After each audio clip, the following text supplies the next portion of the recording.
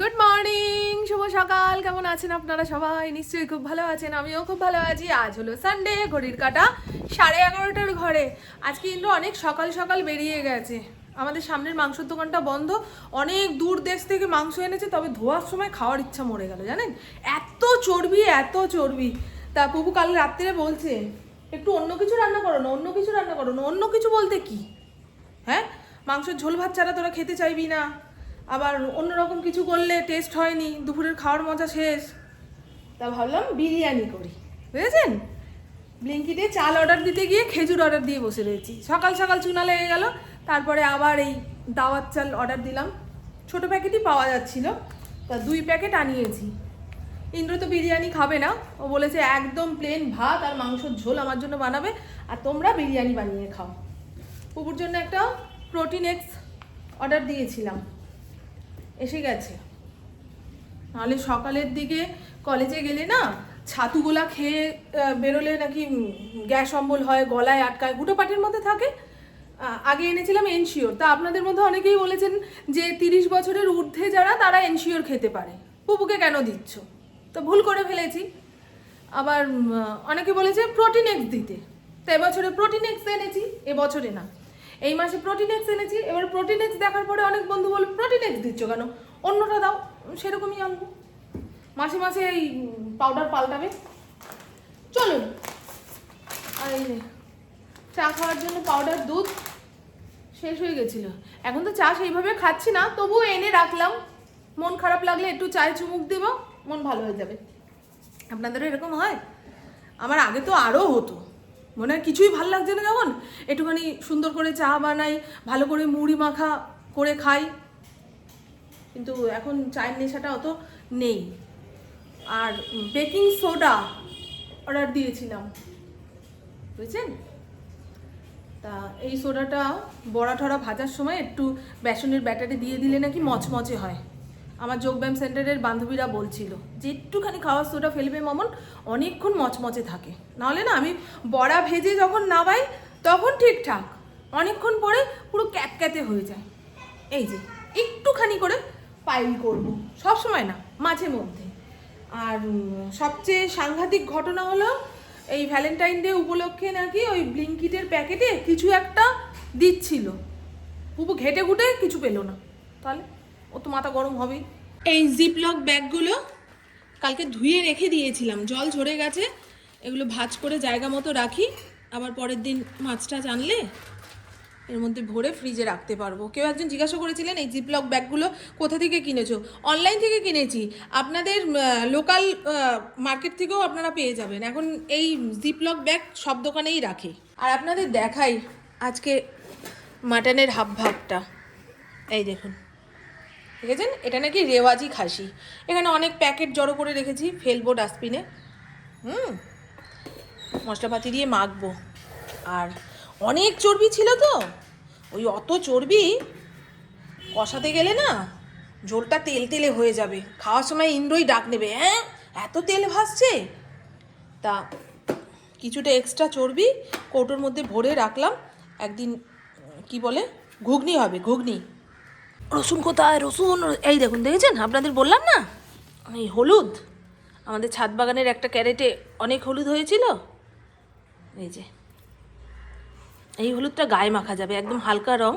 গায়ে মাখার হলুদ আর খাওয়ার হলুদ আলাদা হয়, আগে জানতাম না, বাজারে যারা হলুদ বিক্রি করে তারাই বলেছে। কি অবস্থা রসুনের, রসুন কী করে তাজা রাখা যাবে একটু বলবেন তো? তো রাখি। ওরে বাবারে বাবা, ইন্দ্রর মাটনের ঝোলে একটু পেঁপে দেবো। চলো, সকালে আমি বড় একটা কাজ করে ফেলেছি। আমার এই দেখো, যেই ক্যামেরাটা ঘরে আনলাম অমনি বই খুলে বসলো, তাও বই উল্টো ধরেছে মনে হয়, উল্টো পাটিতি তো। পুপুর চুলে অয়েল মাসাজ করে দিয়েছি। 2-1 বন্ধু জিজ্ঞাসা করেছেন যে পুপুর হেয়ার কেয়ার রুটিনটা বলো না। কিচ্ছু করে না গো, কিচ্ছু করে না। ওই শ্যাম্পু করে, কন্ডিশনার দেয়, সিরাম দিয়ে জট ছাড়িয়ে তারপরে চিরুনি এমন চালাবে। যত্ন করে না গো, চুলের একটুও যত্ন করে না, ওদের জেনেটিকভাবে চুল ভালো। এই যে এই তেলটা বাজাজ আমন্ড অয়েল, এটা আমরাও ছোটোবেলায় মেখেছি, এতে নাকি চুল খুব তাড়াতাড়ি বাড়ে, বাড়ুক বা না বাড়ুক কিন্তু চুল বেশ সফট হয়। শ্যাম্পুর আগে এই তেলটা মাসাজ করে শ্যাম্পু করলে চুল অনেকটা সফট হয়।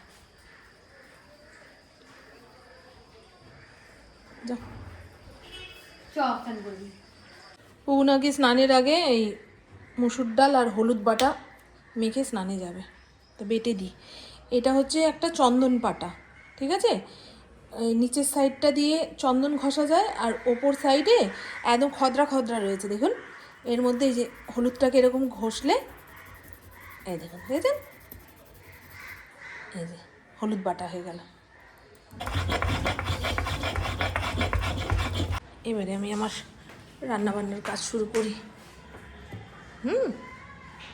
উপর যখন ইচ্ছা মাখবে। এই কৌটোটার মধ্যে বেটে বুটে ফ্রিজে রেখে দিলে মোটামুটি 6-7 দিন ভালো থাকবে। আর আপনারা তো জানেন মুসুর ডাল কাঁচা হলুদ বাটা স্কিনের জন্য কত ভালো। আগেকার দিনের মানুষরা কি এত হাবিজাবি প্রোডাক্ট কিনে মাখতো? তারা ঘরোয়া উপায়ে নিজেদের স্কিন চুল ভালো রাখতো, তাই না? এখন মানুষের জীবনে সময় কমে গেছে, কে আর বেটে দেয়, কে আর মাখে। আমার ঠাকুমার মা যখন আমাদের বাড়িতে আসতো, আমার ঠাকুমাকে দেখতাম এরকম মুসুর ডাল হলুদ বেটে ওনার মায়ের হাতের সামনে দিতে। উনি 12 মাস এরকম মুসুর ডাল বাটা মেখে স্নান করতো। স্কিনের কি জেল্লা! বুড়ো মানুষের সামনে ইয়াং মানুষ দাঁড়ালে মনে হয় বুড়ো মানুষটাই আগে চোখে পড়বে, এত সুন্দরী। আমার ঠাকুমার মা খুব সুন্দরী ছিল। আমার ঠাকুমাকে দেখলেও নিশ্চয়ই বুঝতে পারেন আমার ঠাকুমাও খুব সুন্দর ছিল।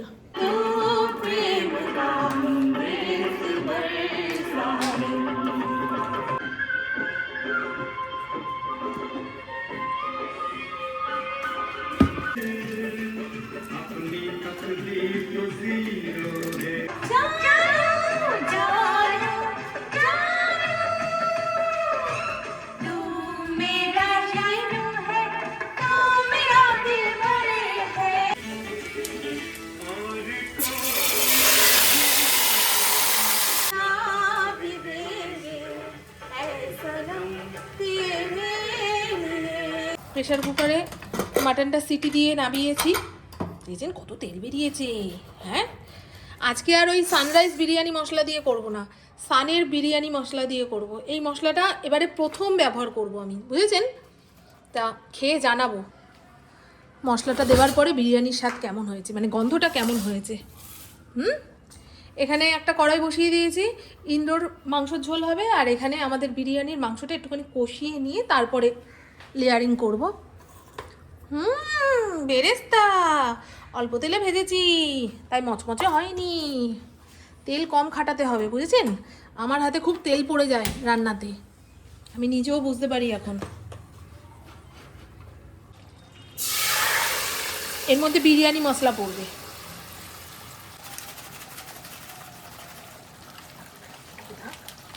একদম কষতে কষতে সাইড দিয়ে তেল ছেড়ে দিয়েছে।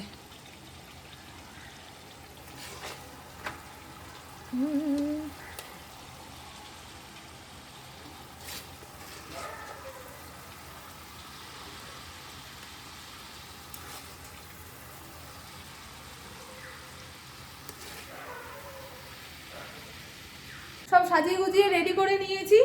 মিঠা আতর তো দিই না, ওই কেওড়া জলটা একটু দেব। বোতলটা খুঁজে পাচ্ছি না। ফরিনকে খেতে দিয়ে নিশ্চিন্তে খুঁজে খাজে তারপরে ওর মধ্যে মিশিয়ে স্টিমে বসাবো। আমার না খুব খিদা পেয়ে গেল। কালকে রাতে বুকে পেটে এত গ্যাসের ব্যথা শুরু হয়েছে, আমার মনে হচ্ছে এক্ষুনি মরে যাব। তাই ইন্দ্র একটা গ্যাসের ওষুধ দিল। রাত্রিবেলায় দেখলাম শরীরটা সুস্থ লাগছে। আবার সকালে ঘুম থেকে উঠে আমাকে জিজ্ঞাসা করলো, এই শরীর তোমার ঠিক আছে? আমি হ্যাঁ ঠিক আছে। আর এখানে গ্যাসের ওষুধ খেয়ে নাও খালি পেটে। তা খেলাম। গ্যাসের ওষুধ খেলে দেখবেন খুব খিদা পায়। কি করেছে আমার ফরিনটা, এখানে প্লাস্টিক ছিঁড়ে ভুঁড়ে আমার বুবু জামা কাপড় কেচে এখানে মেলে দিয়েছে। চলুন, আজকে জানি একটু বসার সময় পেলাম না। মানে বসার মানে কি, যখন থেকে রান্নায় ঢুকেছি তারপরে এক ফোঁটাও বসিনি, এক নাগারে করেই যাচ্ছি। আর এই যে হলুদ মুসুর ডাল বাটা মুখে মেখেছিলাম, মুখটা একটু ফসা ফসা লাগছে না? হলুদের কামাল। আর আমার হাতের বিরিয়ানি মানে কাঁচা লঙ্কার মুন্ডু কেটে অ্যান্টেনার মতন তো বুঝে দেবই। খাওয়ার সময় 1 চামচ বিরিয়ানি আর 1 কামড় এই লঙ্কা কামড়ে খেতে যা দুর্ধর্ষ লাগে না বন্ধু, তো দারুণ লাগে। চাটুর উপরে স্টিমে বসালে না নিচ দিয়ে বিরিয়ানি ধরে যায়, তাই কড়াইয়ের উপরে অল্প পরিমাণে জল বসিয়ে তার উপরে গামলাটা বসালাম।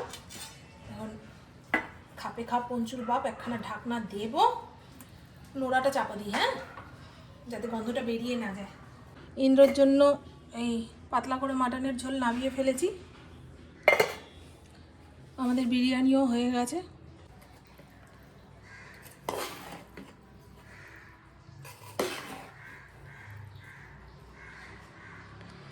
বিরিয়ানি মশলাটা ঠিক আমার মনের মতো নয় জানো। এই এভারেস্টের বিরিয়ানি মশলাটা দিয়ে বিরিয়ানি রান্না করলে যেমন ঢাকনা খোলার সঙ্গে সঙ্গে একটা ধপ করে বিরিয়ানির গন্ধ নাকে আসে, সেটা আসলো না। বিরিয়ানি তো গন্ধতেই খাওয়া, তাই না?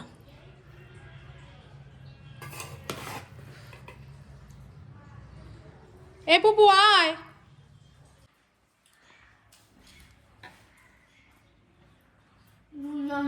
দুর্দান্ত হয়েছে।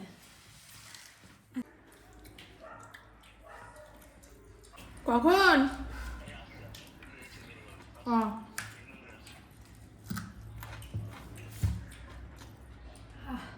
গুড ইভিনিং, শুভ সন্ধ্যা।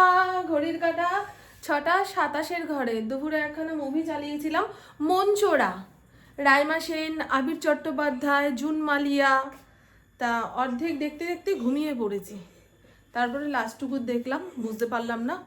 তারপরে এই যে ফুড ব্লগটা দেখছিলাম। এবারে নিচের ঘরে যাই। আজকে দুপুরে তো একদম কবজি ডুবিয়ে খাওয়া হয়েছে, এখন পেটটা ভার ভার লাগছে। একটু গ্রিন টি খাবো, প্রভু যদি চা খেতে চায় ওকে চা বানিয়ে দেব। রাতে আলাদা রকম কিছু রান্না করতে হবে, বুঝেছেন? মাটনটা খুব শক্ত শক্ত ছিল। চলুন আমরা নিচের ঘরে যাই আগে। হ্যাঁ, ইন্দ্র পাম্প চালিয়ে কোথায় গিয়ে বসে থাকলো কি জানি।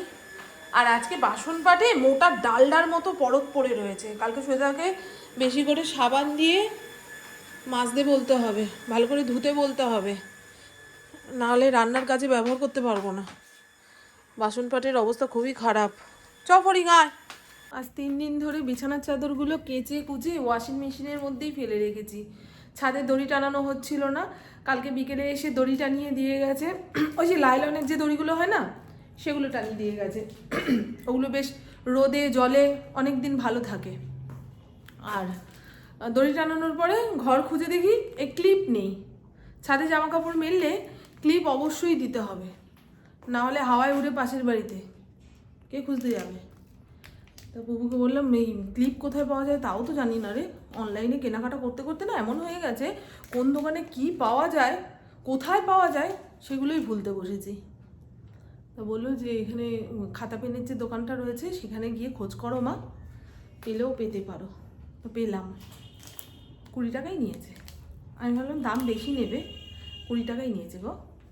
একটাই ছিল, আরেকটা চেয়েছিলাম। ক্লিপ বেশি দিন থাকে না, হয় হাত থেকে ছিটকে নিচে পড়লো, ফড়িং মানে নিমিষের মধ্যে কামড়ে কুমড়ে মোচড় মোচড়, বুঝেছ? ফড়িংয়ের অনেক দোষ আছে গো, বলি না তাই। চলুন এই চাদরগুলো বালতির মধ্যে বের করে রেখে দিই, রাতে ঘুমোতে যাওয়ার আগে এগুলো নিয়ে দোতলার ব্যালকনিতে রাখবো। সকালে উঠে প্রথম কাজ হবে এগুলো ছাদে মেলে দেওয়া। এখন যা সুন্দর রোদ উঠছে না গো, খুব ভালো রোদ্দুর উঠছে। 5খানা চাদর রয়েছে, এগুলো শুকিয়ে গেলে আরও কম্বল টম্বল যা আছে যেগুলো ওয়াশিং মেশিনে কাচা যাবে সেগুলো কেচে ফেলবো। তো চলুন বন্ধু, আজকে রাতে একটুখানি ডাল সেদ্ধ আলু সেদ্ধ করবো, এই দিয়ে আমি পুপু ভাত খাবো। আর জানি না ইন্দ্র খাসির মাংস খাবে কি না, খেলেও প্রেশার কুকারে আরও 2-3খানা মাংসটাকে সিটি দিয়ে দেখবো, যদি নরম হয় তো হবে, আর না হলে কপাল খারাপ, মানে মাংসটাই খারাপ, কপাল খারাপ হবে কি। তো চলুন বন্ধু, হ্যাঁ আমার বকবক আজকের মতন এইটুকুই। আপনারা সবাই খুব খুব খুব ভালো থাকবেন, নিজের শরীরে খেয়াল রাখবেন, সুস্থ থাকবেন, আর অল টাইম স্মাইল করতে হবে। টাটা, খুব ভালো থাকবেন, খুব ভালো থাকবেন। গলাটা শুকিয়ে শুকিয়ে আসছে, জানি না কেন। এই জায়গাটা না অল টাইম শুকনো লাগে। গ্যালন গ্যালন জল খেলেও পেট ট্যাঙ্কি ভরে যাবে, কিন্তু এই জায়গা ভিজবে না। কেন গো বাবা, ঢোকও গিলতে পারছি না, এত শুকিয়ে যাচ্ছে গলা। টাটা বন্ধু। অনেক সমস্যা আছে, অনেক সমস্যা আছে। সমস্যার সমাধান যে কি করে হবে কে জানে। আমি ওষুধ খেয়ে বেশি দিন বাঁচতে চাই না।